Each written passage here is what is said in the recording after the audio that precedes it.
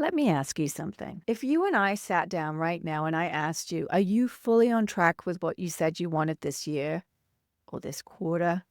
Would you answer confidently or would you hesitate? It starts innocently enough, right? You get busy, you handle something urgent that can't be put off. You say yes to one thing you didn't plan for, and you postpone that one task that you really don't want to do anyway. Before you know it, you're a few degrees off course. And a few degrees over time, that's the difference between arriving exactly where you meant to go or ending up somewhere completely different that you don't want to be. So let's catch it early before it becomes a massive correction, before it turns into panic. In this week's episode of Weekly Momentum, I'm going to walk you through exactly what I would do if you were my client and you said, I think I'm a bit off track, I'm a bit lost. This episode is your reboot. Earlier this week, I was about to send an email to my clients. I'd noticed several of them had gotten busy with life and business, and they hadn't booked a session in a while. And I thought, I think I want to check in with them and maybe remind them how to stay on track. And then as soon as I thought that, they booked appointments and showed up on my calendar. And then I stopped and I thought, this shouldn't just be an email to my clients. This needs to be a podcast, a reboot session for all of my listeners, something that you can maybe come back to anytime you feel a little off, like you're scattered or you're unsure that you're on track, you're drifting. So today's episode is your reboot. Let me tell you why this is so important. Every year, and I say this with so much love, I'll have a client, maybe I haven't heard from them in a while, and they email me and they say something like, oh, I got busy and honestly distracted and now I feel slightly off track. Can we book a reset session? Not because they failed, not because they're incapable, because instead they have a lot on their plate. And sometimes if we're not careful, we can coast along longer than we realize. And then before we know it, we've drifted completely off course.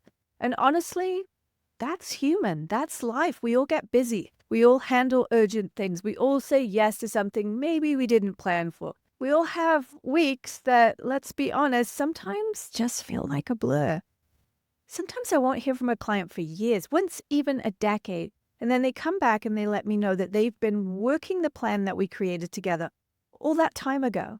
They've achieved everything they set out to, and now they're ready for a new one. I love that my clients know when to reach out, and I'm so happy that I can be that reset for them. Sometimes we need a little reboot because we drifted a little, and sometimes we need a whole new plan because we've nailed the last one. I love that my clients don't wait until they're underwater completely. They book a session, and in that session, I take them through the basics to assess where we need to put our attention. So if you're listening right now thinking, I might have floated a little, drifted a little, or I've already accomplished the goals and I'm ready for a new plan, good. Use this episode as your reboot session. A reboot is not starting from scratch. It's not going back to the beginning. It's pausing, checking your alignment to what you really want and adjusting anything you need to stay on track. This is the conversation I have with my private one-on-one clients when we need to tighten alignment.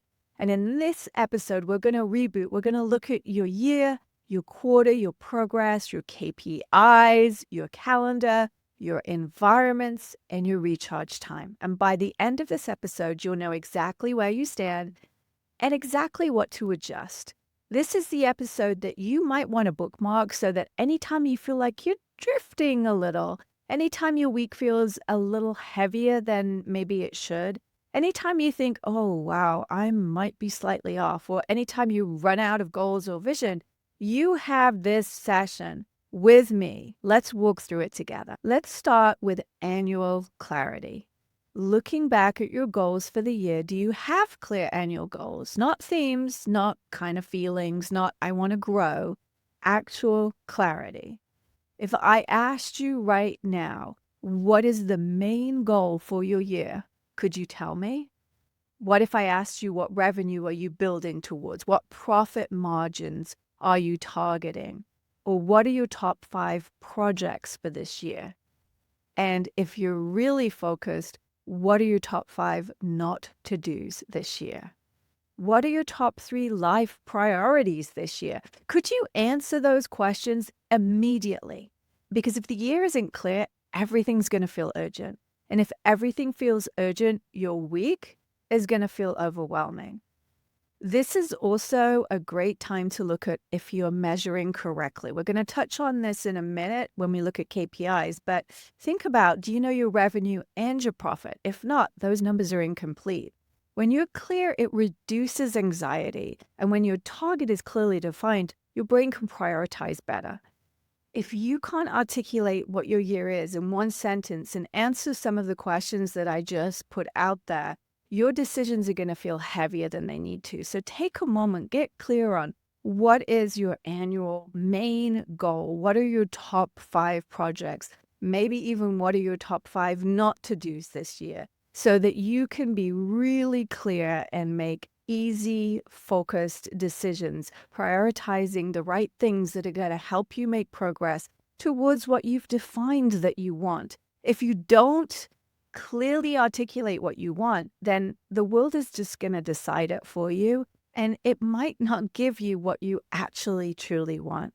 So take the time right now to get crystal clear on your year. It doesn't have to be a big 3-page plan. It can be the simple pieces that I just shared with you. Checking in with your annual goal, your top 5 projects, maybe your top 5 not to do's, and making sure that you're starting to measure and gather some of the ingredients that you'll need to track your progress, like not only your revenue, but also your profit margin. Next up, after I've checked in with my clients on their annual goals, I'm going to check in with the quarterly focus, the quarter that we're in right now. Do you have one main defined goal for this quarter? Also, what are your top 3 projects that you're going to focus on to get you to your goal? And they must be outcome-based. What do I mean by outcome-based? Launch X offer by March 30th, or hire operations assistant, or increase profit margin by 5%. Those are all outcome-based projects, and activity-based projects are focused more on action, posting more. You see, there's no defined endpoint or focus. Work on website. Well, that's never ending. Or network more. Activity creates motion, but how do you know you're even moving in the right direction? Outcomes create progress. So ask yourself, what is my one goal on my top 3 projects for this quarter? Do you have them written down? Are they visible? Do you look at them? Are they realistic in the time that you have left right now in this quarter? Sometimes when we set projects or set goals, we have to just put something down as a hypothesis. But once we start actually working on those goals or projects, we then get a better idea of how long things are going to take. So this reboot that we're doing right now is an opportunity for you to see if you're being realistic with the time that you have left in the quarter and make any readjustments that you might need. You might need to make a project smaller, or you might need to hit a smaller milestone and then move the rest of the project completion over to the next quarter. Make sure you're being realistic in the time that you have left this quarter, with a little bit of a stretch, but not too much. If you don't take the time to realign them to fit in the time you have right now, then you're going to be over-promising and under-delivering. What I want for you is I want you to be under-promising and over-delivering. Why is that important? Because when we overpromise, then we don't feel good and we make a withdrawal from our emotional bank account. And when we do that, we start to feel lower. Those of you that are familiar with the emotional scale, we start to move our way down the emotional scale. The further we move down the emotional scale, the harder it is for us to feel like taking action. And so when we make these withdrawals from our emotional bank account by overpromising, it's a slippery slide down. Whereas if we underpromise and we overdeliver, we feel really good about ourselves, and it's like rocket fuel. It creates momentum. So now is the perfect time to make these readjustments in your quarterly planning and to take a moment to do that. Now, if you and I was sitting down right now in a private session, the other thing that I would have you do before we move forward into the coming week is I'd ask you to rewind. What progress have you made this quarter so far? What's unfinished? What's late? What's improved? What's stabilized? What systems are running smoother? What decisions have you made? What didn't fall apart? I want to look at the slow and steady progress. I want to know the foundations that you've built. So, how are you going to be able to answer those questions? You're going to ask yourself, is your progress aligned with your top 3 projects? Or have you been busy but off target? Progress is not the same as busyness. As we rewind so far this quarter, you want to be looking at what's working. Is it perhaps your weekly planning that you've been doing consistently? Is it that you've been protecting your schedule and time blocking? Have you been delegating? Have you been using Pomodoros? Have you been communicating clearly and making agreements with your team and your partners? When we know what's working, sometimes what we can do is simply double down on what's working, and often just identifying when we rewind what's working and what's not simply brings that to our attention, and moving forward, we don't need to do anything differently. We've realigned our brain, we've realigned our guidance system, and that's all we need to do. But sometimes there are things that are not working that we might want to lean into a little bit. Have there been some time leaks? Do you feel like you have some unrealistic goals? Are you overcommitted? Is there something that needs renegotiating? Now is the time to do that too. Making adjustments is one of the main roles of you as the leader. Now let's ask some honest questions. How quickly are you moving forward? Are you moving slowly but on purpose? Are you hesitating? Is it strategic? Do you have a clear plan? Or are you avoiding things because you have no deadlines, no structure, and you're not seeing any visible progress? Bottom line, here's the question I want you to ask. If nothing changed from here on out, would you feel proud of this quarter? If not, right now is the perfect time to readjust, realign, reboot, and recalibrate. Now, the next thing I would do if we were working together one-on-one is I'd look at how we're tracking your KPIs, maybe creating a scoreboard together. Awareness is great, but without measurement, that awareness is going to fade. So let's talk about KPIs, key performance indicators. Key equals important. Performance equals measurable. An indicator is a signal. A KPI is not a task, it's an indicator of your progress. So posting on social media is a task. Number of leads generated from it is a KPI. Finishing before 5 is a KPI. You did it or you didn't. Your profit margin is a KPI. So ask yourself, what are you actually measuring weekly? Are you measuring revenue, profit, leads, conversion rate, the time you're spending working on or in your business, projects that you've completed? You don't need 27,000 metrics. You just need maybe 3 to 5 that connect to your quarterly goals to keep you moving forward. So if your quarterly goal is hiring, for example, a KPI might be the number of interviews that you've completed. If launching something new is a KPI, leads and conversions might be tracked. If you want to increase your profit margin, then the profit margin percentage might be the KPI you're tracking. Tracking removes the drama. It's instead of, I feel behind, you can see in black and white, I'm 60% towards this goal. Data actually creates calm. Let's talk about a scoreboard too. There's something powerful about having visible tracking. Athletes see their score on the scoreboard. You should too. Let me give you some ideas about how you can do that. You could have a wall chart with progress bars. You could have a whiteboard with the goals and the KPIs, or you might have a simple spreadsheet with a dashboard. You could have a tracking page in your planner or sticky notes on the wall with weekly benchmarks. However you want to track your KPIs, you want to make sure it's visible. If it's hidden, it's not going to influence your behavior. Visibility is going to create that tension that's necessary to create action. Every Friday, you could review your top 3 projects and your 1 quarterly goal and update those KPIs. You could mark your progress and make an adjustment. Peter Drucker is often quoted around management. What gets measured gets managed. This is a really core leadership principle that's accepted and applied by successful CEOs. And I want you to really think about that in the context of you and this quarter. If you're not measuring something, you're not managing it, not intentionally, not strategically, not consistently for sure. You're just reacting to it. What gets measured gets managed means when you track something that you pay attention to it, you focus on it, you influence it. When you influence it, you improve it. So for example, if you're measuring your revenue weekly, you're managing sales conversations. You could be managing your profit margin and managing your expenses. If you're focused on working on and in your business hours, you could manage your calendar. You could manage your work end time and start time. You could manage boundaries. If you don't measure it, it drifts. So ask yourself, what am I measuring?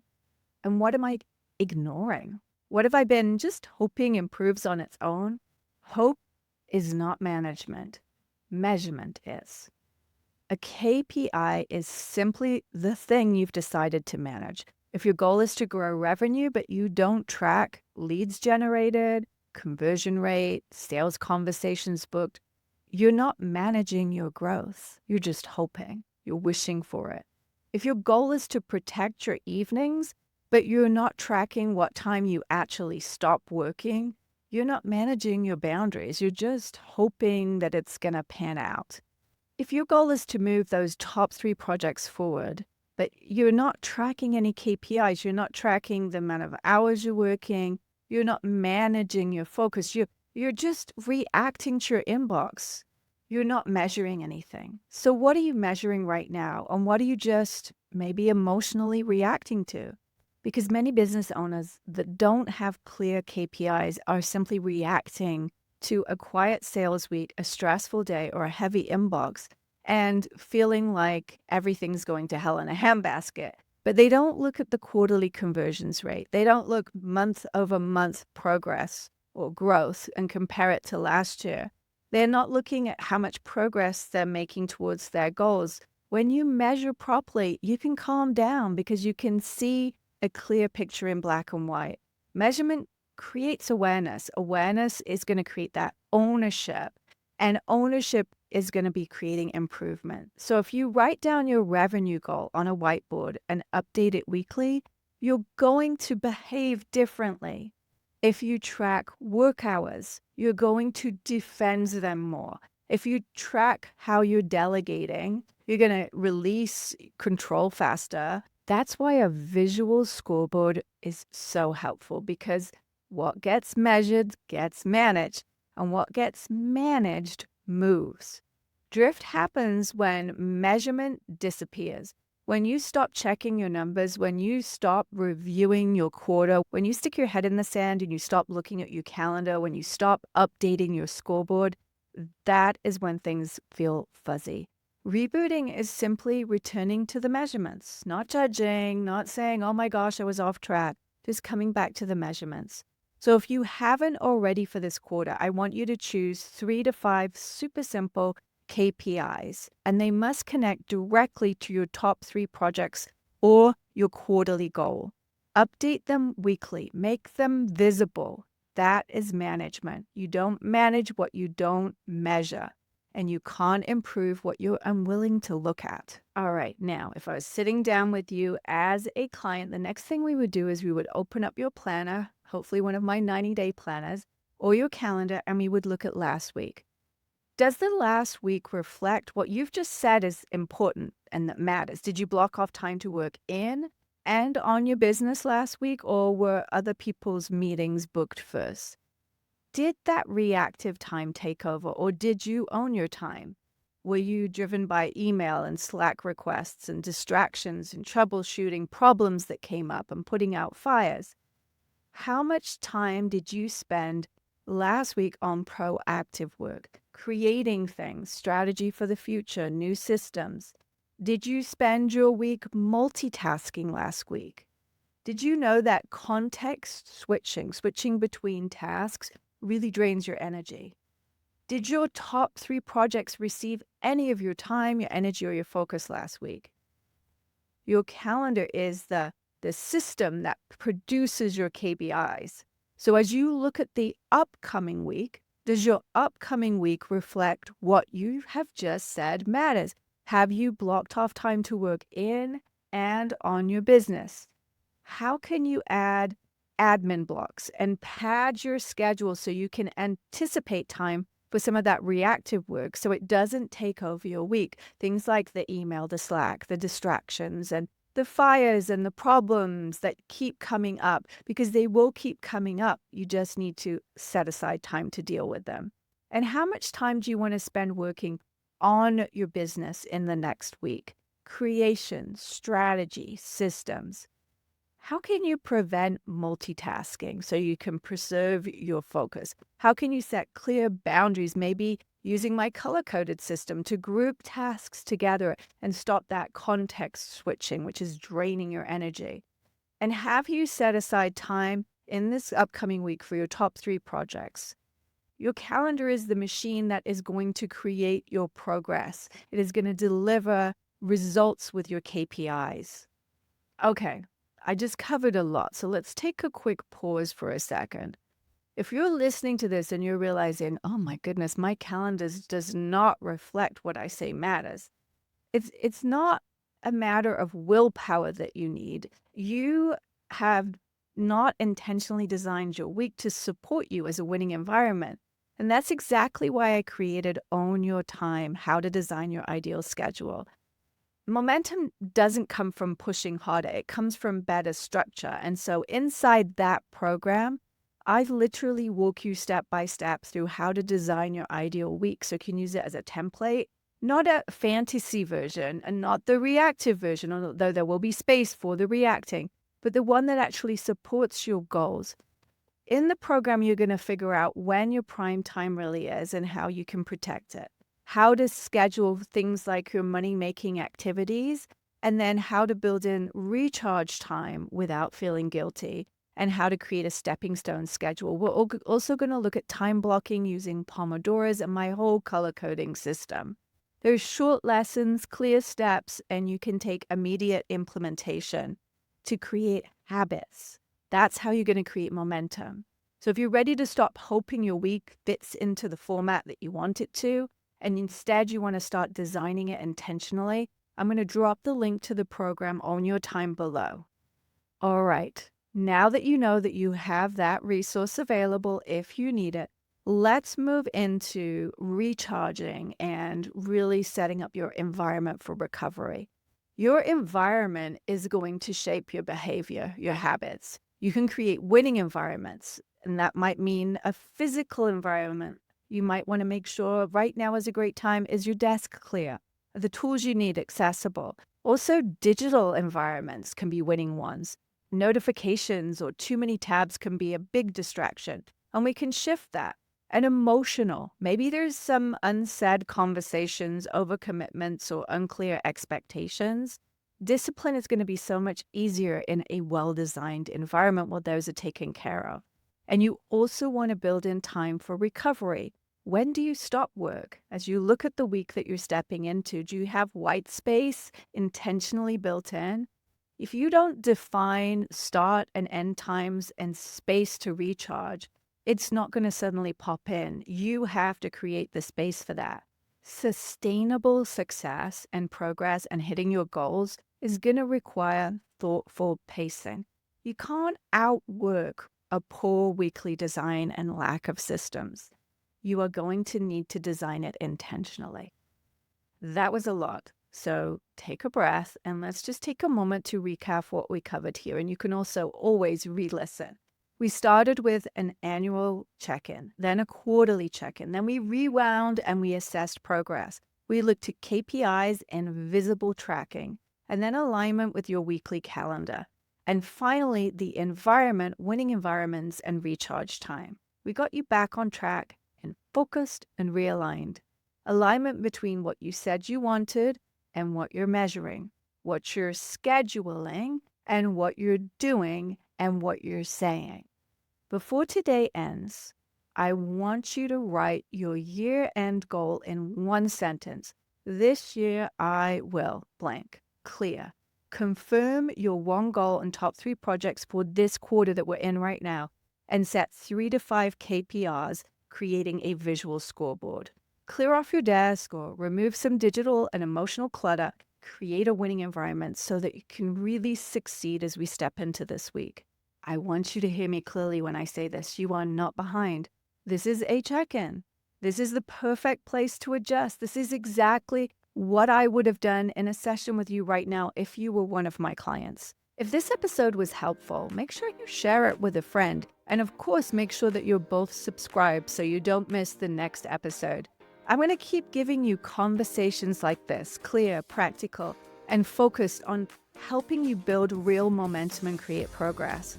And if you want help designing your week properly, like I shared with you earlier, the link to Own Your Time is below. You can start anytime. Thanks for joining me in this week's episode of Weekly Momentum. I'll see you next week.